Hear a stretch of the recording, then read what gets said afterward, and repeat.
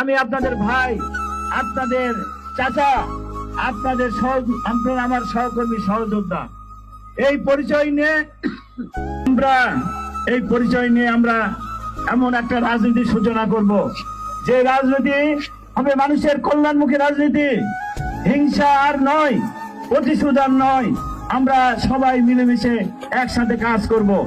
প্রিয় ভাই আমার, আমি আগে বলেছি এমপি হতে হলে আমি ধানের শীষের এমপি হলাম, কিন্তু কাজ করব আমরা সকলের জন্য। ঠিক না ব্যাটিং? এটা আমরা কোন ন্যায়ের পক্ষে থাকবো, সবসময় অন্যায়কে দূরে ঠেলে দিব। প্রিয় ভাই আমার, আমরা সেই রাজনীতির সূচনা করতে চাই, যে রাজনীতিতে আর কোনদিন হিংসা ফিরে আসবে না। ভাই আমার, আমি আপনাদের কাছে অনুরোধ রাখলাম, প্রত্যেকটা নেতা কর্মী সর্বস্তরের জনগণের কাছে আমি অনুরোধ রাখলাম, সবাই আমরা ভাই ভাই।